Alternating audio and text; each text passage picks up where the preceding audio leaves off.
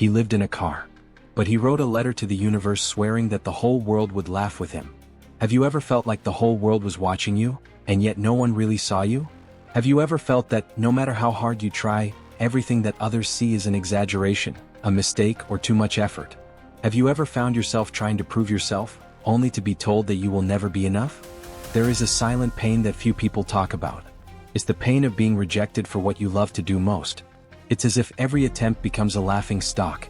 As if your dream were just another uncomfortable noise in a world that has already decided who deserves to be heard and who should be ignored. It's not just about failing, it's about not being taken seriously. About giving your all, and still not being enough. Jim Carrey felt it. And it wasn't just once. It was repeatedly. On stage, in auditions, behind the scenes. They said he was too much. That no one wanted to watch someone who tried hard to be funny. He heard more than once, "You push too hard. It's exhausting to watch." And when you hear this from those who have power over your future, it starts to enter you like poison. You start to doubt. Starts to hide. Shutting up. Shrinking. But even in the silence, his heart screamed. He didn't just want fame. He wanted to release something. Laugh, yes. But laughing as a form of survival. As a way to transform pain into healing. He needed it to keep breathing. But no one saw it. But no one understood. Then he fell silent. But he didn't give up. Instead of shouting to the world, he wrote to himself. A check. $10 million. For a job that didn't yet exist. He had nowhere to live, but he had this internal certainty. He signed that paper as if signing an agreement with his own soul. I know what you're worth. And one day the world will know too. That's why this story isn't just about Jim Carrey. It's about every person who has ever been called over the top. Of unbearable. Forced. It's about you who has already doubted yourself because of someone who didn't see what you carry inside. It's about those who have felt too small to dream big. Too invisible to be heard. Too tired to try again. If you have already experienced this pain, right here in the comments, I felt invisible too. This video is for you. Watch until the end. There is a part of your story hidden in this journey. And if at any point this video touches something that was dormant inside, leave a like and subscribe to the channel. We still have a lot of history to awaken in you. Jim Carrey wasn't just a dreamer. He was a boy who laughed to hide his weight. A boy who held chaos inside while making the world laugh on the outside. But for a long time, no one laughed. Neither of what he did nor with him. He slept in a car with his father. It wasn't by choice. It was due to lack of options. It was cold, uncomfortable, and most of all, humiliating. Each morning began with the same suffocating thought, what am I doing with my life? He washed floors. With his knees on the hard tile, he rubbed as if he were trying to erase his own existence.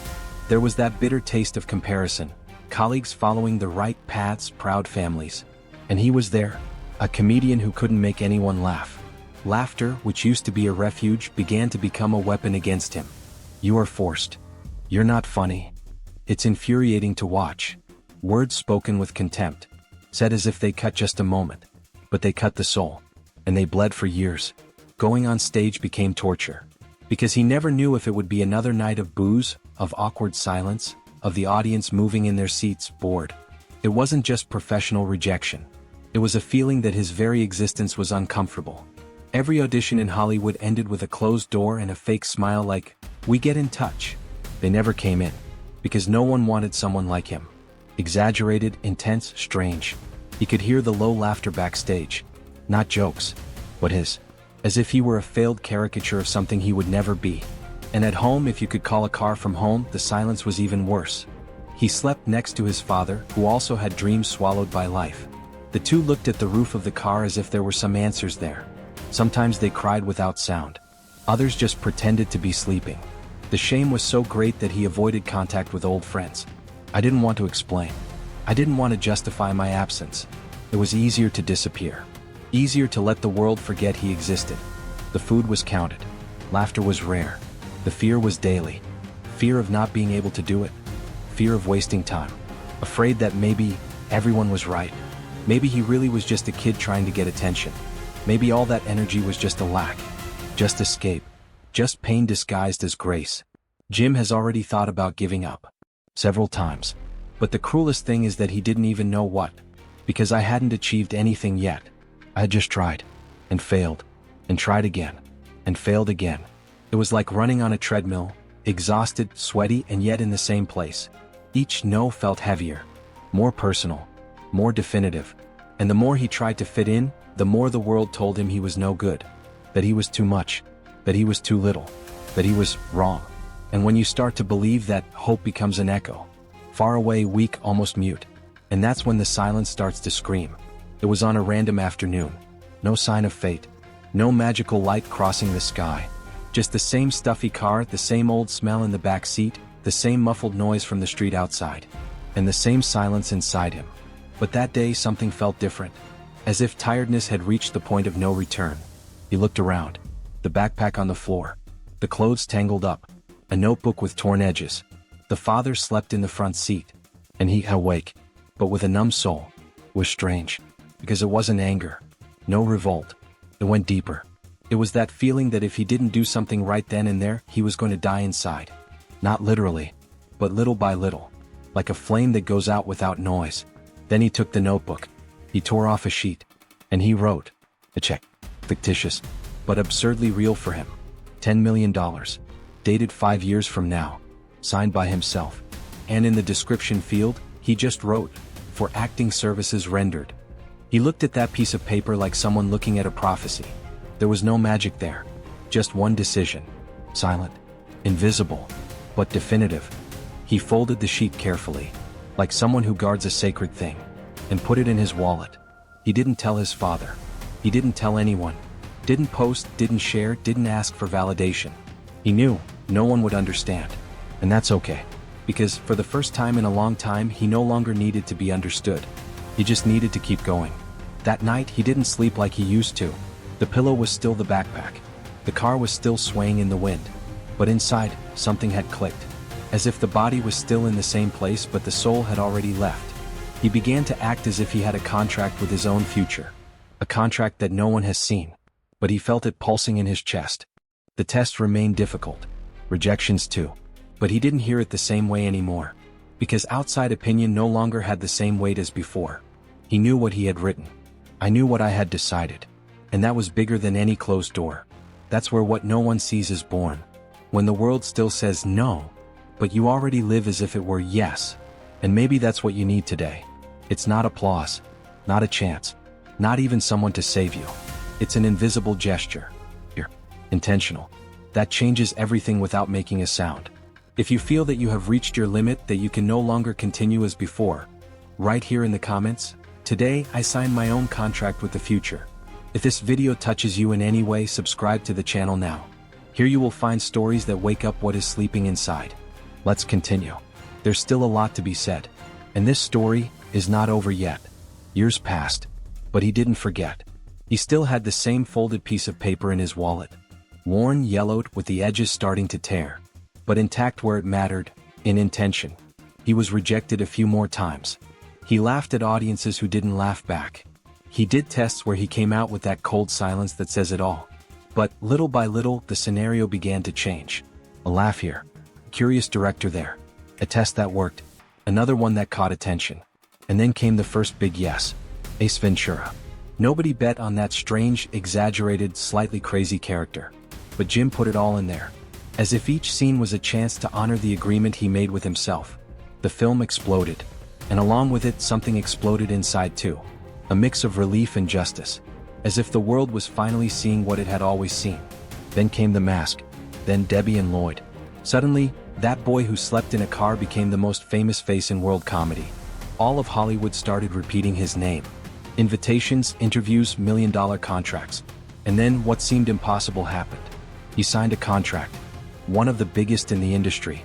$10 million. The same amount he wrote years ago on that imaginary check. And it wasn't just the value. It was the date. The same week. The same deadline he had promised himself. He opened his wallet. He took the paper. The letters were almost erased. But he knew it by heart. He reread it in silence. And cried. There, in the midst of the chaos of fame, surrounded by flashbulbs, he cried like someone who finally found the part of himself that never gave up. The promise was fulfilled. Not for the money. But because he was faithful to the decision, no one saw it. The media said he was the new king of comedy. The studios fought for the rights to have his name in the cast. People who previously ignored his presence now bent over backwards to get 5 minutes with him. But the most powerful thing was not the applause. It was internal recognition. The certainty that it all started much earlier. Long before fame, success, money. It started in a lonely moment. In a dirty silence inside a car. It started with a simple gesture that seemed like nothing, but carried everything. Because deep down, every visible result begins with an invisible decision. A choice that no one understands. A contract that only you sign. And that only time reveals. And perhaps you are now in that blind spot. Where nothing seems to be happening. Where the world still ignores you. Where no one is looking at you. But if you continue, if you remain true to what you silently decided, the world will see. Because the truth is, it doesn't matter where you start. It matters what you choose to believe even when no one else does. And when the world finally looks, it will seem like it happened all of a sudden. But you'll know it wasn't. How many times have you promised yourself that this time it would be different?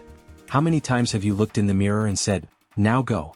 And yet, you went back to the same cycle as if something always pulled you back? It's not laziness. It's not a lack of talent. It's tiredness. It's this silent feeling of trying too hard for too long without seeing any return. Have you ever found yourself wondering if maybe the problem is you? Maybe no one believes in you because deep down you don't even believe in it anymore? The truth is that the world is too noisy to notice those who are trying in silence. No one sees the thoughts you fight to silence. The comparisons you try not to make. The nights when you lie on your pillow with your chest full of doubt. There is no audience for this. There is no applause. Just you, your mind, and a future that still seems too far away to believe. But tell me one thing honestly, what would you do if you were absolutely sure it would work? How would you wake up tomorrow? What would you start building? What would you stop postponing? The problem is that most of us wait for confirmation from the world to start. Wait for the signs, the invitations, the external yes. But the great ones saw the key in the dark. When everything is still quiet. When there is still no proof. Just an intuition whispering, keep going. Maybe you're out there with an idea that no one understands. A project that seems too big for someone like you. A talent that you hide because you think no one will appreciate it. Or maybe you're just tired. Exhausted from trying and seeing everything go wrong again. But that's precisely where the turning points happen. When pain does not become giving up, but decision. When you choose to continue even without having more strength, just because something inside you refuses to accept that this is everything. And that's why this story is more yours than Jim Carrey's. Because he only did one thing that anyone can do, he silently believed. He decided in the dark. He signed a contract with a future no one else saw. And then, years later, the world saw it. But it all started much earlier. It started when he was just another one. How you might be feeling right now. Do you have any promises kept in there? Any vision that no one knows about? Any idea that seems impossible but you can't let go of? What is your invisible check? What would you write today if you knew that no one would laugh, that no one would doubt? And even if they doubt it, would you write it anyway? Think about it. Because sometimes, the only thing that separates an ordinary life from an extraordinary story is a decision made in silence while no one is looking. And that decision can happen today. Even without anyone seeing. Even if only you know. Comment here. What was the invisible contract you already signed with your future, even without anyone knowing? There are promises that live in silence, but that still ask to be fulfilled. Share this video with someone who carries a dormant faith and needs courage to believe again. If this story awakens something inside you, leave a like and subscribe to the channel. Here, each episode is a reminder that the turnaround begins long before victory. In the next episode, the woman rejected by 12 publishers who decided that her magical story needed to be born, even if the world wasn't ready yet.